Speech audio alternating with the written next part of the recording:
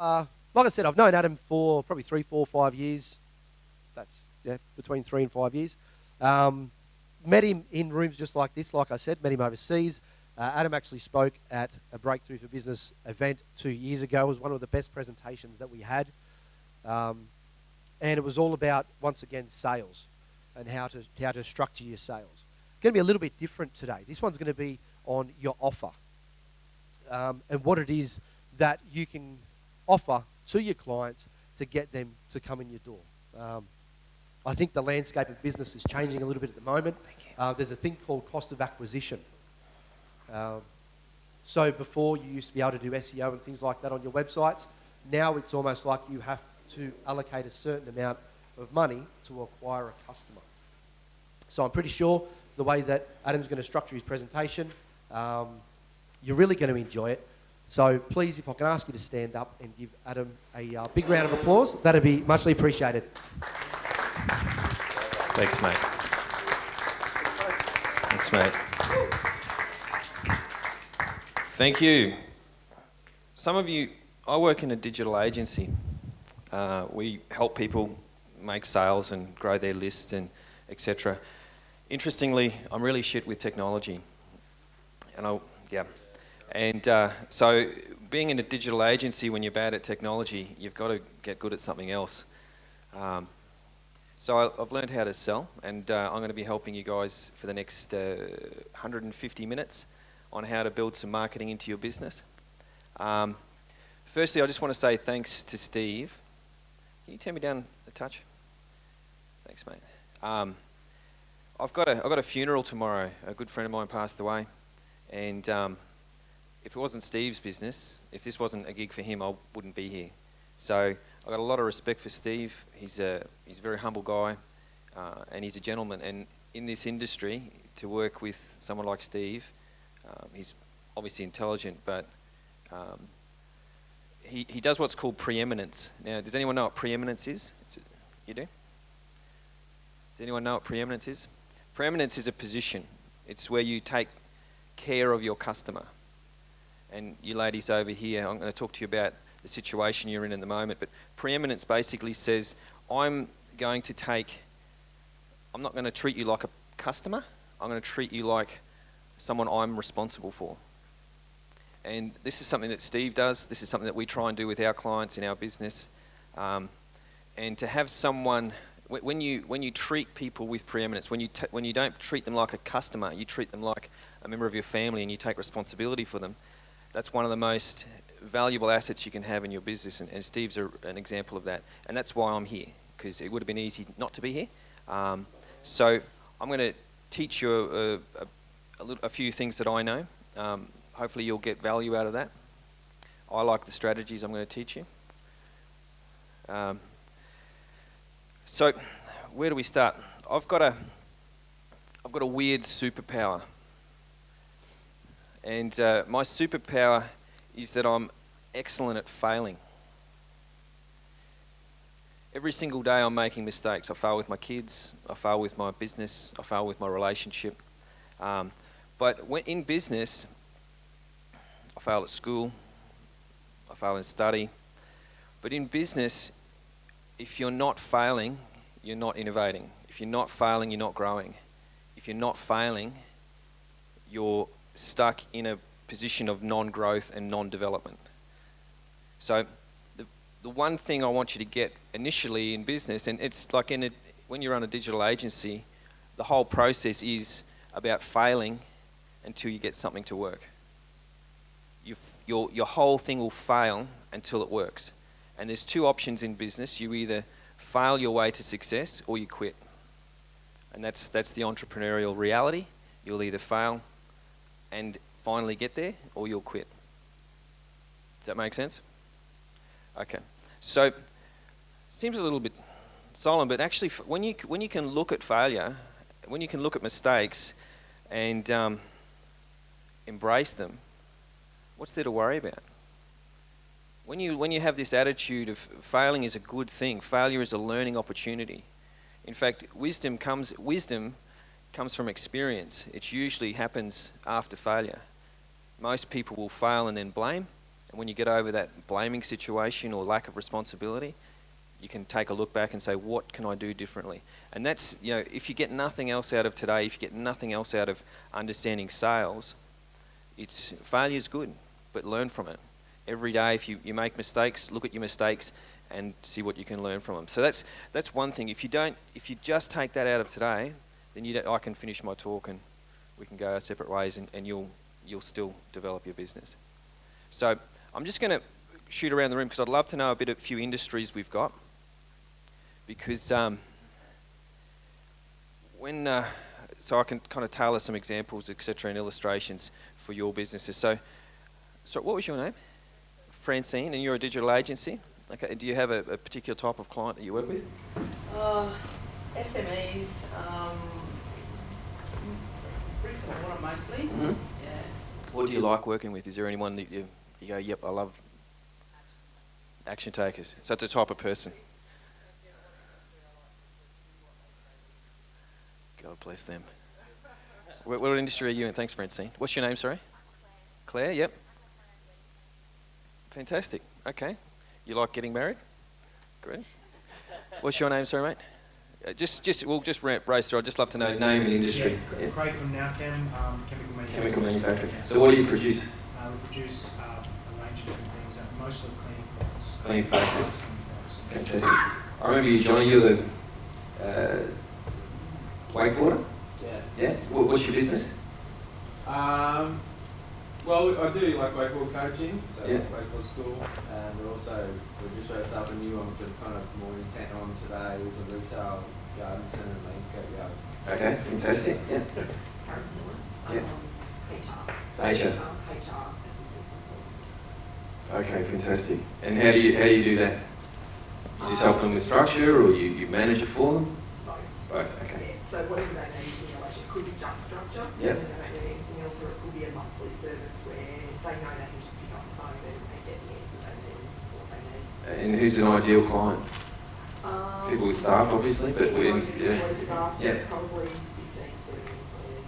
Okay, fantastic. But that's not to say that's smaller. Okay. Cool. All right, Luke? Luke, I'm a carpenter builder. Yep. Yeah, just work locally. So, Yep. Yeah. And Residential. beautiful. And some commercial, yeah. Okay, cool. Up the back there, I got the paintball. What's your name again? Pete. And you got a paintball place? Yeah. And in Sydney. Fantastic. What was your name, sir? Marie. Yeah. And we have a publishing company, we publish magazines about transport. About transport. Transport industry, trucks and cars and utes and Cool. all that sort of stuff. Is it like Wheels magazines or something a little bit more A lot of logistical? One's about heavy vehicles, one's trucks and engines and all that, and the other one's like commercial vehicles, so it's utes and vans. Okay, fantastic. What was your name, sir? Glenn Mudge, I'm a builder, specialise in renovations and extensions. You were here last time, weren't you? Okay. Yeah, I'm a regular. You're a regular. Yeah. You're not a blow-in like me. Mate, up there. I'm Graham. Yeah. I'm from Creative Visions, Print and Design. So we're Print. printers. Prentice, fantastic. Just around here? Georgia. Georgia? For who? Okay, fantastic. What was your name? Hi, I'm Lisa Marie. I'm Yeah. representing the community team today who are into fitness and health, and I'm a life coach there, so I've got kind of two hats on today. Cool, nice. Will? Yeah. Reinsurance. Reinsurance? Insurance and Australian insurance companies. Oh, great. Yeah, Cool. That's an interesting niche, yeah. And you guys are travel agents, are you? Yeah. What was your names? I'm Leonie. Yeah. I'm Julie. And Julie, yeah. From my travel expert in Nara. Okay, cool. So thanks, guys. Look, does anyone know what industry you're really in? We're in the care industry. Great, yeah. We're all marketers. Whether you like it or not, you're a marketer. If you have a business, you're in sales and marketing. Now, I always ask this question, and it's like, I probably should have said, do you know what business you're really in? I wasn't trying to trick you or anything, but everyone's in sales and marketing. When you understand that, your business can start to change. You have a product or a service, but really you're in sales and marketing. Your business is to grow, sell and market your product or service. That's what we're really into here. And we're going to be talking about this later, but one of the biggest constraints or things stopping you growing your business is your product or service.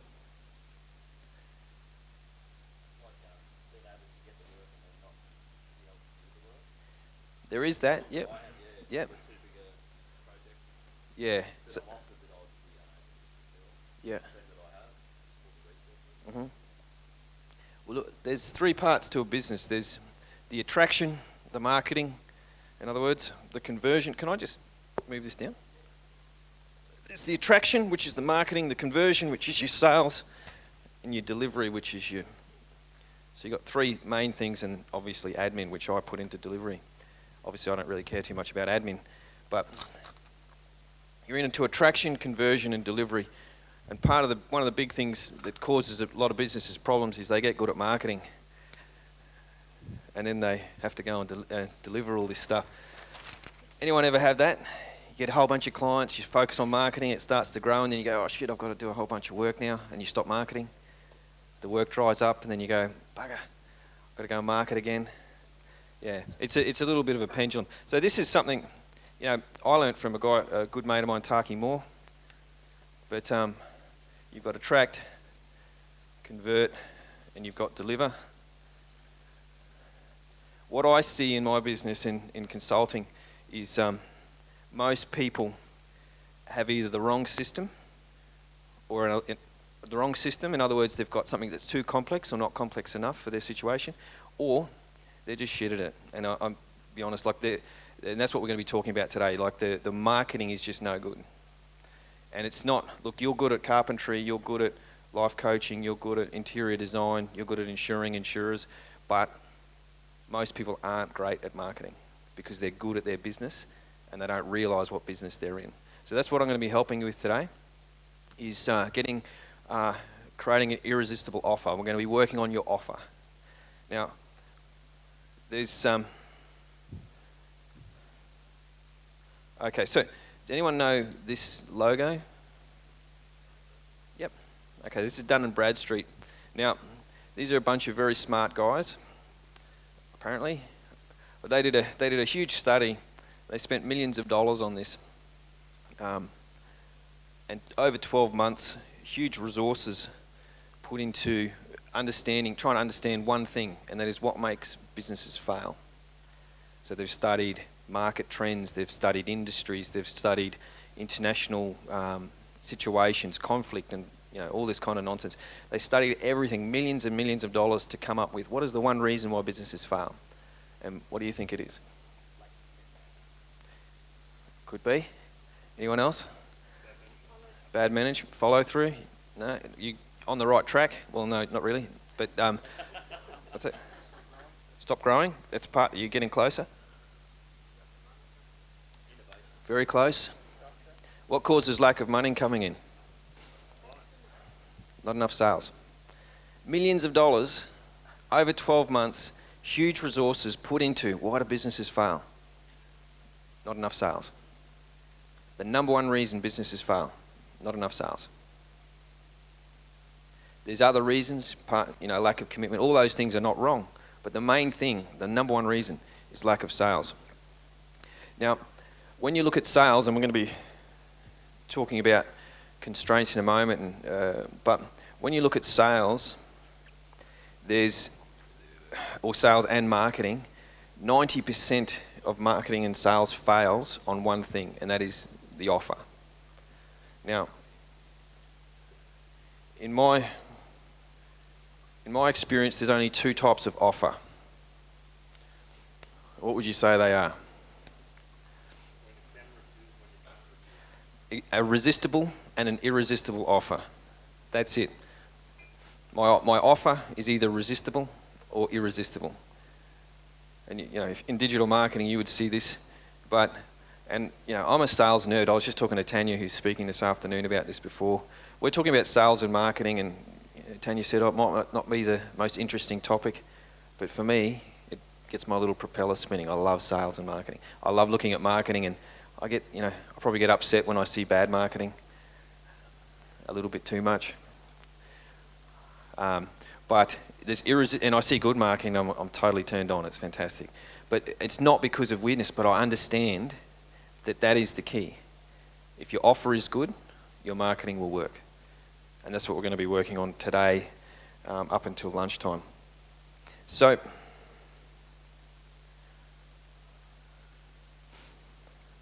when we look at marketing, as I just said, the key, the 90% of success comes down to your offer. Now, what do I mean by offer?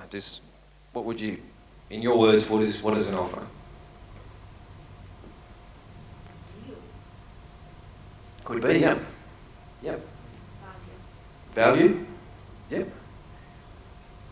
It's simply what you... It's a potential solution to the client's problem. That's great, yep. It's very close. That's what makes a good offer. Yeah. Look, an offer is just, it's really not that complicated. It's just what I'm offering you. You know, I'm going to offer you to buy some chemicals. I'm going to offer you a new house.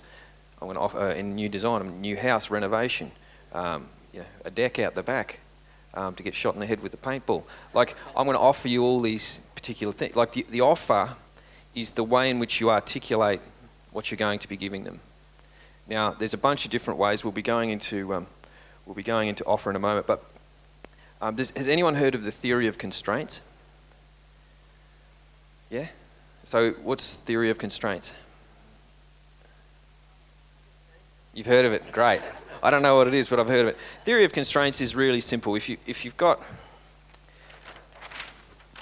like, just say, I'm here and this is my business and I'm not happy with it, and my goal is, to add, let's just say, 100 people into my business, then you would think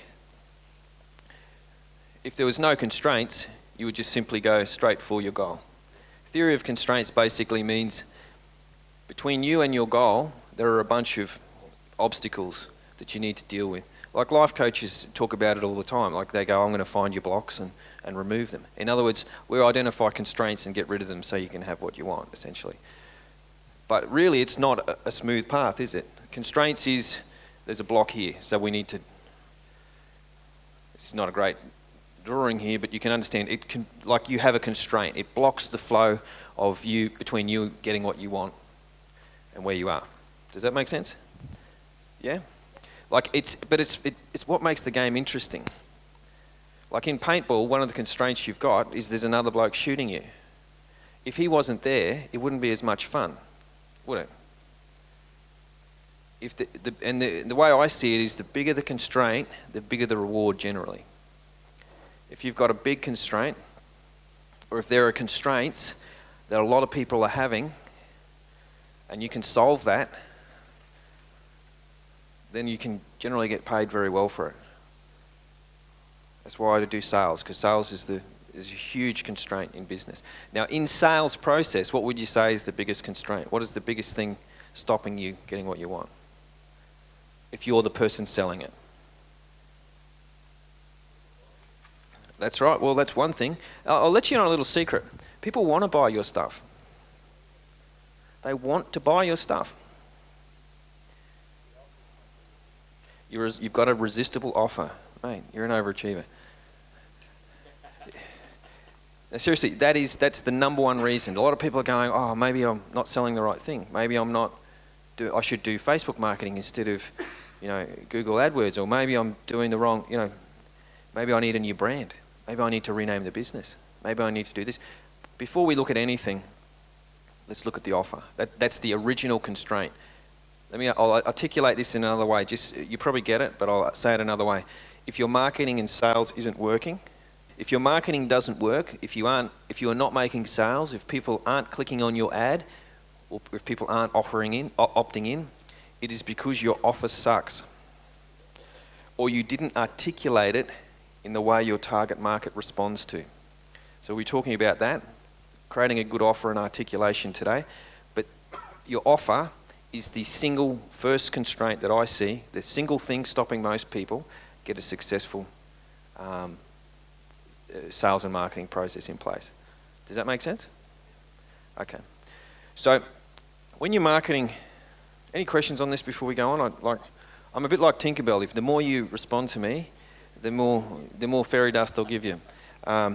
So any questions on this before I go on? I guess we see like a few people coming in over the years.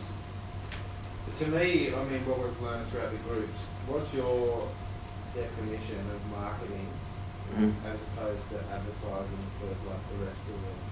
So what do you see as marketing in your kind of perspective? Well, that's a great question. So there's a couple of types of marketing, but by my definition, marketing is a process that gets rid of a sales conversation. So marketing is the process of relationship building with a customer or an audience, and I'll be talking about that a little bit later, like how I define it. But it's a process of nurturing a relationship that takes a lot of the heavy lifting out of the end sale. So marketing is growing a group of people, connecting with a target audience, offering them something. That's the process that replaces you. That's what I believe marketing is. So it's how you harvest customers, for lack of another word, or clients, for lack of another word, without actually doing it personally. Does that answer your question? Yeah, definitely. It's just more, I guess, a personal perspective. Well, the easiest way for me, I suppose, to explain it is to say what marketing isn't. Like, your advertising is kind of marketing, but the bottom line of marketing is people buy from brands they want to be associated with. Is referral work marketing? Yep. And I'll be giving you a strategy today about that as well. But people buy from brands they want to be associated with. Even like Apple, it's a computer. It generally does the same thing. I mean, I've got an Apple, and everything I own is Apple because I want to be cool like Apple. But it's an association. I want, like, part of my reason for buying Apple is not logical. It's irrational. It's emotional. I want to be associated with that. Does that make sense? That's branding. Whereas marketing is taking that goodwill and bringing it into a customer or a client. Does that make sense? It's the difference between advertising and, in my mind, and marketing. I'm into direct marketing, which is they don't know me, and as quickly as I possibly can, they become a client. So it's a different strategy. I guess the reason I question what your perception of it is like a couple others we've talked to, and what I see it as, even though we pay for advertising and marketing and whatever avenues we go down. Yep. Just because we pay for it doesn't mean that we own what we pay for. And the example I use is at Bunnings. They spend hundreds of thousands of dollars on marketing every year. And you'll hear it this on weekend, they say, go and do that, go and do that, go and do that. Everyone's inspired by home reno shows and all that kind of stuff. And that inspires people to obviously go and do home renos. Yep. But if you're on the receiving end of that kind of marketing pool where people know, like, and trust your brand, even though they're inspired by Bunnings to go do their deck, they might go and shop at your store. Like, they're inspired by something else with the notion of doing. Like, because they know, like, and trust your brand, like Apple, go and shop at Apple. But those guys are paid for the marketing and such. So you're saying Bunnings, their marketing is helpful to other hardware stores even? Yeah. Look, Bunnings is one of the best marketing advertising you'll see. It's because their offer is really clear. What are they offering you? Lowest prices. I watched an ad when I was watching the footy last week, and there was this guy, and he's totally excited. Like firstly they use their employees, and this is humility. Like they're a huge corporation, and they're using employees to tell you to come in, and the employees are going, "Oh, we buy our stuff in bulk, and we can buy it cheaper, and then you can get a lower price." And he said that 4 times in the ad. I'm like, what are they trying to say here?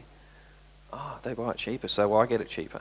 Lowest prices guaranteed. Yeah, we got the lowest prices. So you can buy more stuff and get more renos done on your house. They say the same thing. They've got an offer. Their offer is lowest prices guaranteed. McDonald's, what's their offer? What's McDonald's offering you? Shit food. Interestingly, they're not. They're happy to say it's shit food. They're offering you to feed your family for under $20. Quick. Everyone. And now you look at their most recent ads, they've got a Dad's Burger now. So everyone's happy. But guess what? They did their new health menu. They said, come here and we'll give you salads and stuff. And they said, how un-McDonald's? Well, how un-McDonald's, but they did a salad menu, and they had a huge spike in people coming in because they had a salad menu. But guess what? They were buying bloody burgers. They weren't buying salads. But people went, oh, cool, I can go to McDonald's and have a salad. But no, I go there and, oh, geez, that quarter pounder looks good. I'll have chips with that. So it's all in the offer. Do you understand? There's all this stuff going on, but there's an offer. And you'll see it in their pictures. I'm getting off track here, but I'm trying to hammer home the point. It's all in the offer. You might not like Bunnings, you might not like McDonald's, you might love them. But if you go to Bunnings on a Sunday, that's like parents on crack. Like, seriously, if you're a homeowner, they're, oh, geez, I need that. Like, I go there with my wife, and I'm like, Claire, you got a list of stuff there. And I've got the card. Give me your card. Give me your card. Like, it's ridiculous. We'll go down, I'll go down there I've got to get a new plant. Like, I want some seeds for the veggie patch. And I'm like, cool, one thing. $350 later. And we got bloody pots and, like, but it's lowest prices. So it means we can buy more. We're saving money. It's like, not really. That's not how it works. But they've got a great offer. They know who their target market is, and they know what they want. It's a huge warehouse full of crack for parents. Okay. Just turn to your neighbour and just go, what are you understanding about offers so far? I just want to, because this is the main thing. We're going to get into technicalities in a moment, but just what are you understanding about what I'm saying now? Just with your neighbours, please. We good? Just throw it back at me. What are you learning so far? What are you understanding? Yep. I think, like from my perspective and from most advertisers, the offer is only part of the product. It's not the end product. Exactly. In fact, it has very little to do with the product. Bunnings aren't saying, come in and get their old ads used to be like a drawing, a sketch, $39 for a chair. Now, do you remember those old ads? Like the shitty picture, $39, $50. That was their old ad. Now it's just one of their staff going, yeah, lowest prices, it's great. I love working here. So it's got nothing to do with the product. So great distinction. Sorry, did I cut you off? Was there anything else you wanted to add? No, just I think like what you're saying about McDonald's, you know, exactly right, and I'm guilty of that. But also I think Harvey Norman does it well as well in regards to they have an offer, but they don't tell you the complete picture. It's just an intro. It's not the complete product. Sometimes it's not the product. Exactly. Yeah.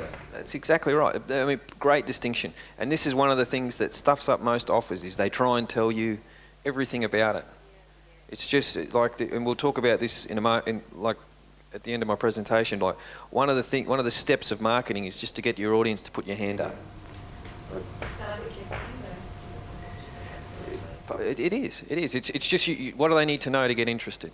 It's lowest prices, guaranteed. In some cases it's not, but that's what they say. Does that make sense? What else we learned? The difference between presenting the offer and managing your brand? Or is it the same thing? No, they're tied up in the same thing. They're kind of like conjoined twins. So branding is how you're perceived, and an offer is what's in it for them. Does that make sense? Branding is about you and your image, and it's very important, especially as you grow. But an offer is about, well, this is what's in it for you. Does that? Yeah. So it's what is it? The two sides of the same coin. Yeah. Any other questions? What else are you learning? Shall we keep going? Cool. All right, so I'm going to give you, I'll just go through this real quick. This is what's called a why stack. I'm explaining to you why marketing is important. If your marketing sucks, no one responds. Who's put a marketing piece out and heard crickets? Yeah. I told you before, I've got a gift of failure. Most of my marketing efforts, 80% of my marketing fails, and it's designed to do that, because as soon as it works, It's just a tweaking process. 80% of the process will fail. And I'm totally happy with that because that's the reality. And I'm happy with that because why do you think I'm happy with 80% of marketing failing? It's feedback, yep. Well, it's more than 20%. So when you get it, it goes. Because the reason why I'm happy with 80% of my marketing failing is because in that 80% of time, everyone's marketing will fail. But most people will quit. Most people will quit. It's like going to the gym. How many times have you said, yeah, I'm going to go to the gym, I'm going to get in shape? You don't answer the question, you look pretty fit. Apparently 60% of gym membership are sleeping members. 60%? Of their clients, and 20 are active and the other 20 are really casual. Yeah. Is that really right? That is crazy. Yeah. And that's the reality. You know, you join a gym. We're going to be talking about Men's Health magazine later. And Men's Health magazine, who do you think that's for? Do you think Men's Health is for healthy people? It's for the 60% of people who've got a gym membership and not going, or you know, Women's Health or whatever it is. Men's Health is for, and we'll look at their headlines, but their offers are, their headline is, they've got this one headline that is constantly repeated, and it's all, there's abs, and there's also, you look at it, like if you Google it, when you get a chance, and I'll show you this later, but it's get back in shape, get back in shape. Every 4 episodes, issues, it's the same thing, get back in shape. Do you think, you know, who's ever said, blokes, who's ever said, oh, I've got to get back in shape? Who's ever said that? Never? Yeah, me either. So when your marketing sucks, you get no response, you get no sales, it costs you money. Who's ever wasted money on marketing? Yeah. Look, honestly, there is no wasted money in marketing unless you stop. When you, like, if you look at marketing as I'm spending money, now I've got to make it, then that's what you want to do. You want to get a return on investment. But the real thing with marketing is the first money you spend is all about information gathering. So please write that down. Don't think of marketing as I'm spending money. It's about getting information. And what's the thing that you think you're getting information about? Is my offer right? That's the main thing I want to know. Have we got the right offer? But isn't that always going to be a process that your first part of marketing, you will not get a response usually? Yeah. Look, I had a mate a couple of weeks ago. He smashed it on his first advertising campaign, and I felt sorry for him.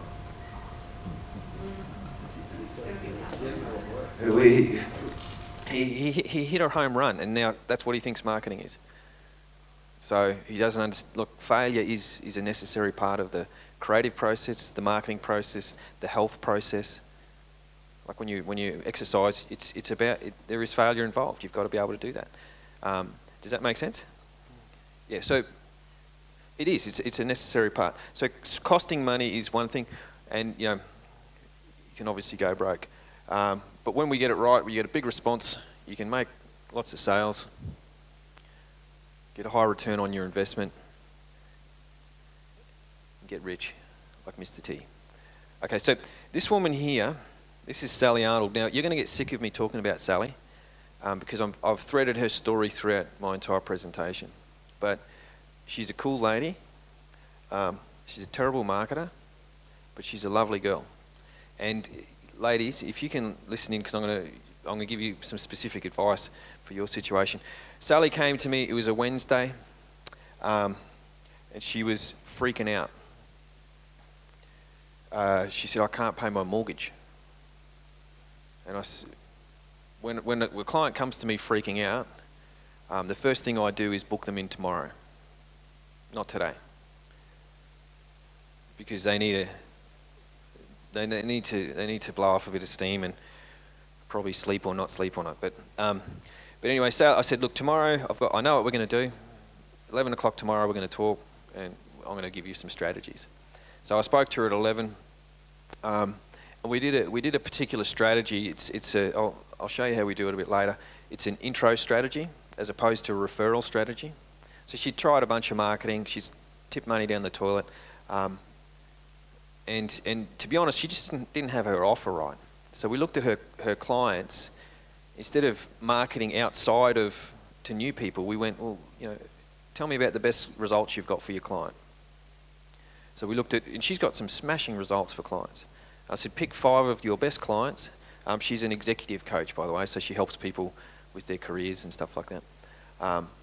Anyway, she said, we picked 5 of her clients, and we specifically articulated the outcome that she got them, the result that she got them. So if she's got, and some of the results were she helped someone add $30,000 in, get a $30,000 better paying job. She helped people get to the C-suite. Does anyone know, you guys know what C-suite is? It's basically you're a CFO or a CEO or a CMO, or I don't really know what they all mean, but the C-suite is when you've got a C something O. So she helped, so we articulated those things, and then she contacted the people and asked them to introduce her to people who want that specific result. And I'll talk to you about the languaging a bit later, but it was a simple email. It was 4 lines, and I said to her, Sally, you have to do exactly what I say. No one's ever done exactly what I say with this. They're always trying to embellish it. Don't embellish it. Just say exactly this. It was such and such meet Sally. Sally's the person who helped me get to the C-suite. Sally's the person who helped me add $30,000. Sally's the person who helped me, blah, blah, blah. You guys should talk. So this was Thursday. By the following Tuesday, by the Saturday, I messaged her and I said, how you going? She said, I made $24,000 in 2 days. And I rang her the next Tuesday and she'd made 74 grand in 6 days. So the following Tuesday, this is from email, but the offer was right. How many people, she just articulated the offer. Sally helped me do this. Sally helped me. It was a specific offer. Does that make sense? The offer was in the outcome. I know that might sound technical or it might be weird, but do you understand? That's the offer. You guys should talk. Sally helped me do this. You should talk to her. 74 grand. I rang her the next Tuesday. So, not even 2 weeks later, and I said, how are you going? And she said, I'm so nervous. I've got so much to do and I'm leaving for Bali tomorrow. I'm like, you're an idiot. 2 weeks ago, you were freaking out about your mortgage. You contact me about that. You don't invite me to Bali, you bloody... So she hadn't had a holiday in 7 years. So, and so she's gone to Bali. That's 2 weeks. And that's what an offer can do. So she'd been struggling for 6 months to get... And look, she's just not made for marketing, to be honest. And that's why she asked me for help. But when she got the offer right, it went 74 grand in 6 days. So ladies, can I just give you a quick... you've got a massive opportunity. You said, my client, they're the... I've got to deal with my client. But you don't even need to deal with the client. You just need to let them know that you're there and say, whatever you need, let me know. We'll do whatever we can. They won't... I can't help you with the passport, but we're here. Just stay... If you send them messages and stay in touch with them, when they get back, you're creating an advocate. And when they get back, if you say, do you know any other people who are going on holidays? They can introduce you and say, is it Lorraine? Leonie and Julie, these are the guys these are the travel agents who bailed us out when we were screwed in Europe. You guys should talk before you go on holidays. That's preeminence. Does that make sense? You've taken responsibility not just for the sale, but for the customer. Make sense? Yeah? And look, when you get that, you can roll that. You don't even need marketing. You could just intros. Sally's the person who helped us have the best family holiday of our life. Leonie and Julie are the people who helped us do this. Your results, there's gold in your results. Because you're good at what you do. You just, but most people aren't good at marketing it. Okay, so, where are we up to? Just turn to your neighbour. What are we learning? We're going to give a little bit of an exercise in a moment. Actually, yeah. Turn to your neighbour. What are we learning? What are you learning? Prize for the noisiest table. All right. Now, questions, comments, feedback. What are we learning? What do you want to know? Is there anything you want clarification on?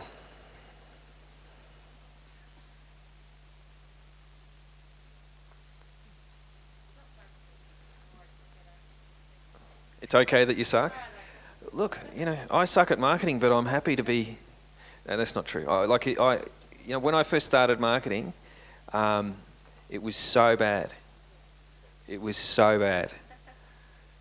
And it's only through, like I said, my superpower is failure. And I'm okay with that. And that's the best marketers are the ones that are okay, because most of it, it'll suck, and then it'll go bang, and then you'll crush it. So it's great to know that that's where you are. That's your constraint. So, great. Anyone else? Feedback? Questions?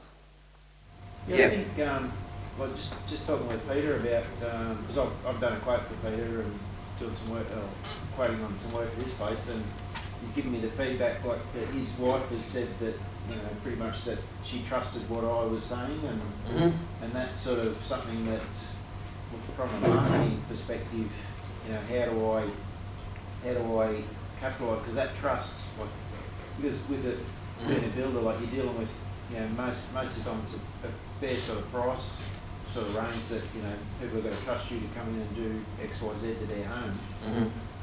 And if that trust isn't there, then it doesn't matter what your price is, the trust, if there's no trust, there's no job. So yeah, we're going to be talking about building credibility into your sales process after morning tea.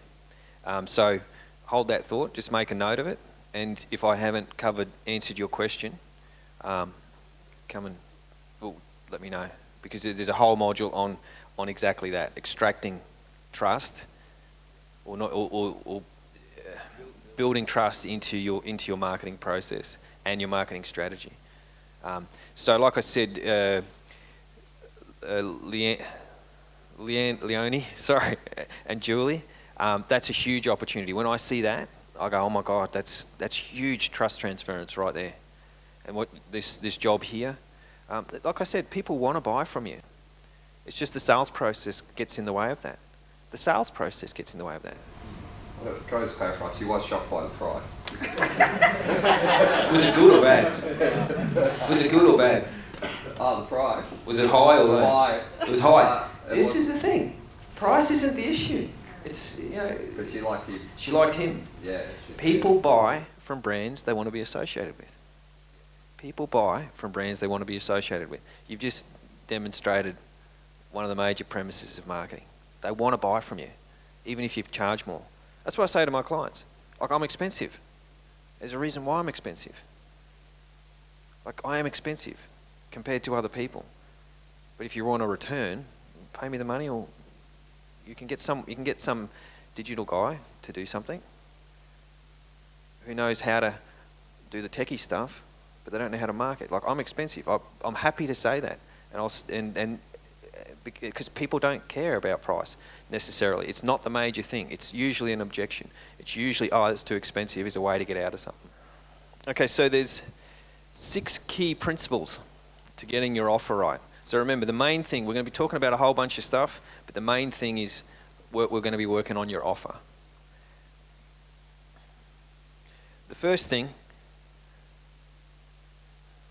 key principle is to know thy enemy. People want to buy from you. Who is your competition? That's the question I'd love to ask you. Who is your competition? The internet? Great answer. Yeah. Who is your competition? The rest of the market? DIY? Who is your competition? Be specific. Everyone. This is where I ask a question, you answer a question. It's kind of how that thing kind of goes. So, your other competitors? Yeah?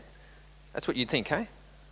Who's your competition, ladies? Our customers. Great answer. What you're competing with is your customer's inactivity. You're not competing with the bloke down the street. You're not competing with other builders. You're not competing with other... well, they're involved, but the major thing you're competing with is your customer's inactivity. Especially with digital marketing. Like, we do a lot of Facebook marketing for our clients. And on Facebook, I'm not competing with other people advertising even the same product. I'm not competing with them. I'm competing with friggin' cat videos. I'm competing with some meme from Tony Robbins or some shit. Recipes. Is that what you're into? Yeah, well, that's what... I'm competing with this stream of attention-grabbing crap. I'm competing with the inactivity. It's easier for my customer to do nothing. It's easier for my client to do nothing. That's what we're competing with. When you've got a good offer, you've either got a resistible or an irresistible offer. This is where irresistible offers come in. It's easier for them to do nothing unless you have an irresistible offer. It's the key to marketing, in general, I think. So, when people market, there's usually 4 things that they focus on. So when in their marketing, this is what I see. And 3 of them are the wrong thing, but when people are marketing, in other words, they're doing their, doing an ad, or they're doing whatever it is, some Facebook ad or a TV ad, what do you generally see them trying to tell you? They're trying to tell you that something's the best. They're trying to tell you that their business is the best. That's meant to be a business. Their business is the best. Their system is the best. In coaching, it's huge. They're trying to tell you that they're the best. I'm the best. I've got this qualification. I've done this. I've been coaching or consulting for 15 years, and when I first started, I got trained. I was the highest trained in a certain field in the Southern Hemisphere. Do you know how many times I got asked, "What are my qualifications?"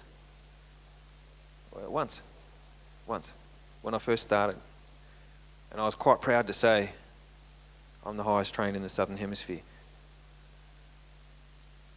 Once. People don't give a shit about you in this process. They don't care. It's not important. What do they think? What do you think they care? It's not the business. Most people market business, system, or themselves. What do you think we need to focus on in our marketing? Perfect. I'm going to call it the P, the prospect. We need to focus everything. This is what we were saying before. Your product or service is an obstacle. Is an obstacle in the way of what your client wants.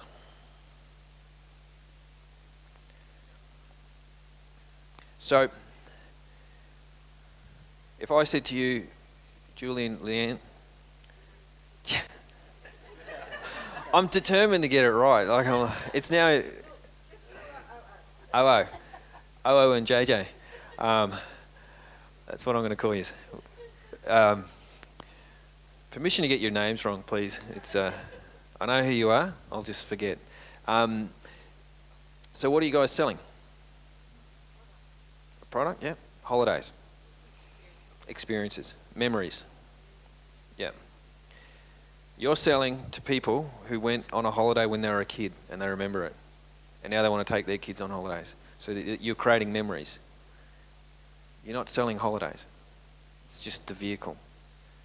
You're creating memories that last a lifetime. When you look back at your childhood, you think, like, I don't remember what happened when I was 6, but I know that I went to the Gold Coast on a holiday and, these things happened. What are you selling? Experience. Experience? Yeah. What do you think the experience is? We do have a sign that says you're paying down pleasure. Yeah. It's an adrenaline rush. Yeah. Yeah. And the experiences differs to the individual. Do you know, do most people come into your business with, like in groups or by themselves? In groups. In groups. Yeah. So, you know, a lot of the time, what happens after they've had the paintball experience? What do you see them doing? Oh, they're just sort of sharing stories, Yeah. you know, loving each other. I shot you in the head. Yeah. You know, yeah, you got me in the back. That really hurt. You're actually selling experiences. Like, you know, I'm probably wrong here, but because I haven't had time to think about it. But you're selling bonding. So if you know, I played rugby in high school, and my first lesson in grade 8 rugby was the people you play with, you'll be friends with for the rest of your life. Every other sport, you won't have that. Like soccer guys won't hang out with each other. The tennis people won't. You know, all my mates now that I still hang out with from school, I played rugby with. So it's a bonding experience. Yeah, by shooting them in the head with a paintball. And it's so much fun to shoot your mate in the head with a paintball or wherever. So, like, I'm not saying that's it for you, but it's in the back, point blank. But the point, whether that's accurate or not, the point is it's not about paintball. It's about something else. What are you selling? It's a lifestyle. What do people do when they've done a reno? They bring their mates over and go, come and have a look at my deck. You're selling status to a degree. It'll be different with different people, but do you see? It's the product or service gets in the way of what they really want. The wife wants the deck so she can bring her girlfriends over and go, oh yeah, we got the deck, it's great. That's not much. And all her friends are going, oh you bitch, I want a deck. And the guys are going, geez, Tomo's great. Look at his deck. He's a legend. I'm going to have a Tomo's. Sitting on his deck. What are you selling?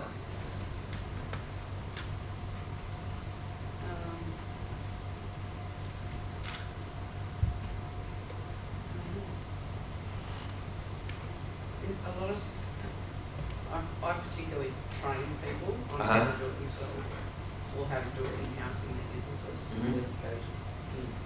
That's the product or service. Yeah. What do they get? Confidence is what I say that I sell them, but confidence and courage to actually go and do it. Do the people that come to you, are they struggling in business? Yeah. Yeah. So what are they worried about? Sales, But what are they worried about if they don't get sales? business, going under, Yeah. having everything. So you're selling viability. My business will survive. Does that make sense? Yeah, Yeah. absolutely. So it's confidence is what you get, the swagger you get when you've got a viable business. Yeah. It's viability. Thank you. What are you ladies selling? Status. Yeah, totally. I've got new shoesies and I've got an interior designed room. I didn't paint it, I got it designed. It's status, totally. What do you think you're selling? The other path. The what? The other path. The other path. Yeah, people get caught in the road. Uh-huh. They all go around past that, that's where it's really better. So when they come to you, how are they, what state of mind are they in? Sometimes I'm a great one. Yeah. I would say, guessing, that what you're selling is people actually feeling good about themselves. So the product or service gets in the way of what you're selling. They want to actually feel good about themselves. They want to feel worthy and want to help people. And that's, you know, I go to a life coach because I don't feel good about myself. That's essentially what it is. Does that make sense? What are we selling? What are we selling? And that's a massive question. Like, what are you selling? For me, it depends on who I'm speaking to. So Yeah. we're a manufacturer, so we deal with distributors and also end users. So if I'm dealing with an end user, like it could be the the head of cleaning for this building, for example, to them I'd be selling an outcome. The outcome is a clean floor. If you use this product in this way, you get an outcome of a clean floor. If I'm selling to a business owner, if I'm selling to someone who owns a restaurant, I might be selling profitability, increased profitability, so they might be spending X amount on their cleaning consumption. I can reduce that cost to X, which basically improves their bottom line. So to them, I'm selling improved profitability. It's not about the product, so it just depends. Yeah. I don't have to think about yours, but I'll say it's again, dependability. I don't want to think about cleaning. It's just something I've got to do. Yeah, it depends. It depends on who, what their role in the business is. Okay. Excellent. All right. So, back to Sally. Like I said, you're going to get sick of Sally. Sally used to be friends with Lady Diana. She's kind of a big deal. Does that make any difference to you? She used to be friends with Lady Diana. Her marketing used to be, when I was with Lady Diana. It's got nothing to do with executive coaching. It's completely off point. So, it's over here. She's marketing herself. It's me. It's about me. People don't care. Congratulations, you're mates with Lady Diana. I'm friends with a guy called Brendan, and he makes surfboards. Brendan's way more important to me than Lady Diana. We go surfing a couple times a week. He's got so many boards, I can take my pick. Do you want to buy my stuff? No, because it's got nothing to do with you. It's got Lady Diana, fantastic. So the way we flipped it with her was we knew that if she got a great result for someone, if we got a great outcome, that other people probably wanted that. So when you go, like most people in carpentry or building, like if I want a builder, I either call someone I know who's a builder, I know them, so I've got that trust, or I call Brendan, who makes my surfboards, and he doesn't even have to have it done. It's just, mate, who's the best builder in town? Because I trust him. And if in this case, we've connected two things. It's like we've connected a person who's got a great result with other people like her who probably want the same result. Does this make sense? Okay. Know thy enemy is the key. Okay, so when we do, I'm just going to give you a little exercise. How much time we got? 10? Exactly 10? 11. Okay, so we're going to do, this is a little exercise. Again, I learnt this from a good man, Taki Moore, who is my business partner and good friend. But I don't know where he learnt it from. I never asked. But this is called the 4 forces. So this is a little exercise I do with clients. It's a basic exercise to help you get away from your product or service and get into the mind of your customer or your client. So this is the 4 forces are. There's people are either towards motivated or away from motivated. People either want to avoid something bad happening, and that's what's going to get them to act, or they want something good. 80% of people are away from motivated. Most people, it's just the way our brains work, and we've evolved apparently. We like to avoid things rather than go through the challenge of getting something that we want. That's what most people are. Not everyone. So this is, to the left is away from motivated. And to the right, these are the things they want. So they're trying to get away from this and they're trying to get towards something else. Okay? This will make sense in a minute, so stay with me. Now, this is immediate, above the line. And this is either imagined, forgive my writing please, imagined or future. So these are time-based.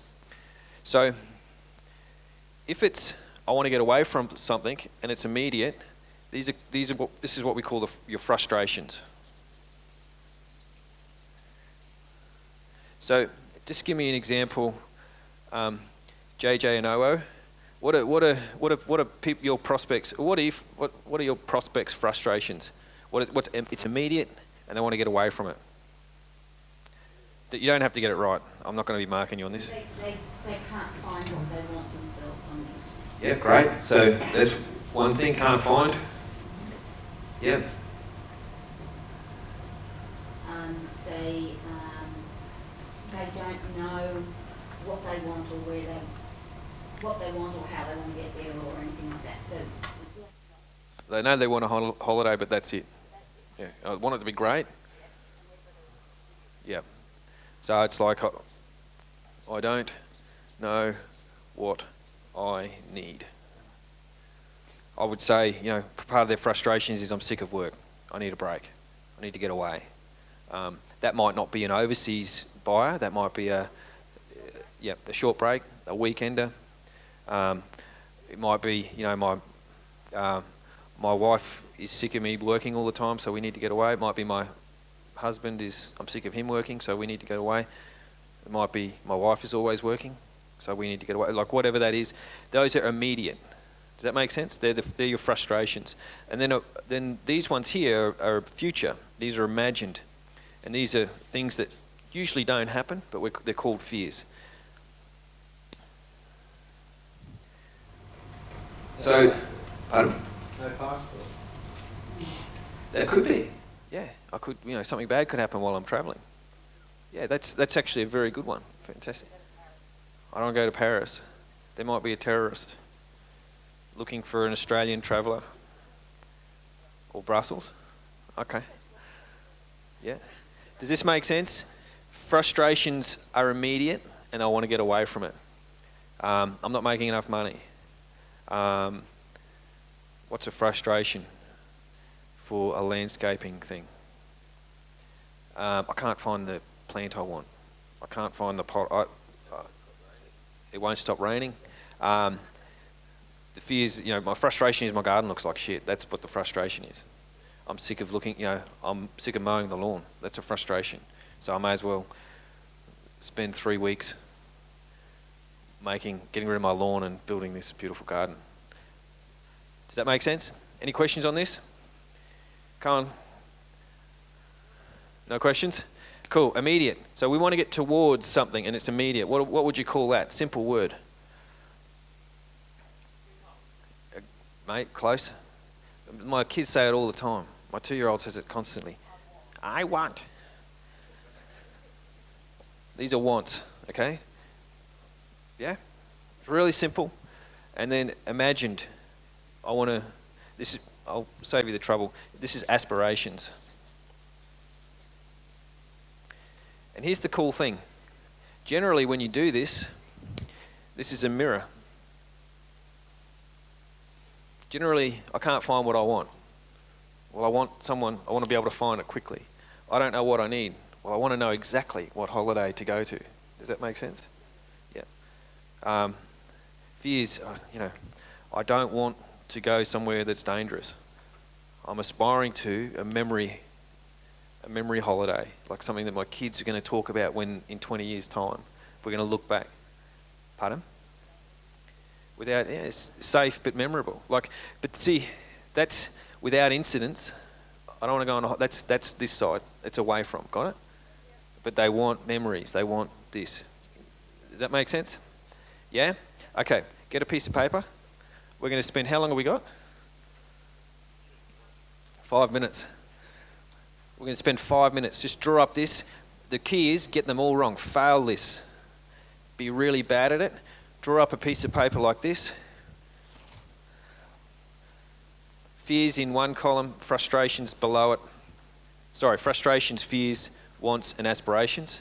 Just throw as many out as you possibly can.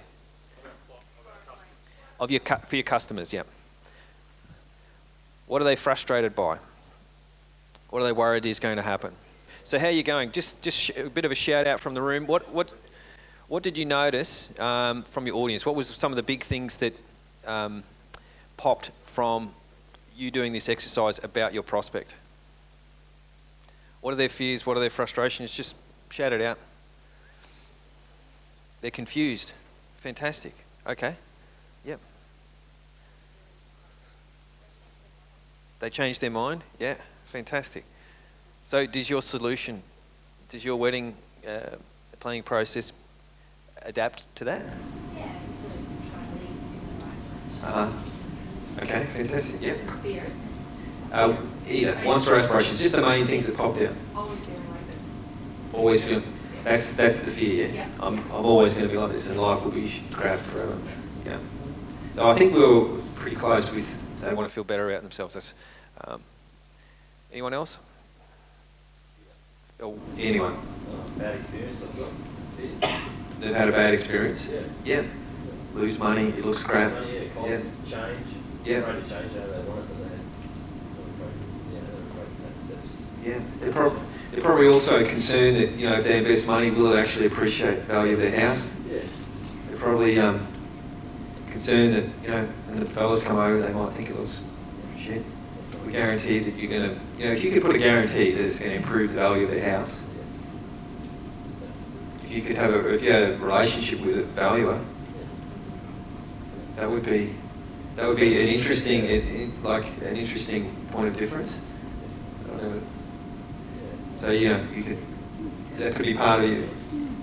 No, you got to be credible, but that would be an interesting thing. Like, we'll come in, we'll do this work, we'll get you value before and after. Even if you designed the work for maximum value, minimum cost, maximum return on your investment. yeah. I mean, like, again, this is once you start digging into this, like, what do they really want? Yeah. So it is status if they're a homeowner, but it's also it's their home, but it's also appreciating the value of the property. What'd you get? A whole lot of things. Yeah. Anyone that jump out? Mostly were reflections. Like Yeah, great. a couple of weird diagonal ones. Okay. Yeah. One was contracts. People don't want to have to deal with it right now, so it's at the top left. But in the future, they want to have a contract there just in case. Yeah. So, you know, there's a diagonal down the bottom. Yeah. And the other one is on like documentation. Yeah. In Main Street, you've got to have good documentation right now, but they don't really care about it. Because they're not going to read it, but they want it there for the future, because what they don't want is being audited years down the track down the bottom. Yeah.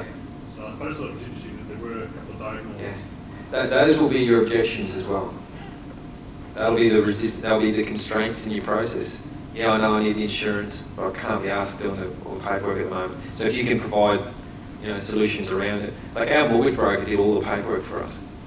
So that was one of our constraints. I don't have time to. I think maybe mortgage brokers all do that, but paperwork is it? They don't. I don't sell insurance. You don't. Yeah. Well, you do something different. I do Okay. modelling for insurance companies. So You're a model. He's a model. A male model.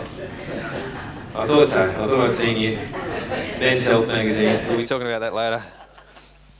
Adam's so he's touched on the first of 6 different principles. So there's another 5 to go after this. The main thing is, you know, there's one thing they want to get is improve their offer.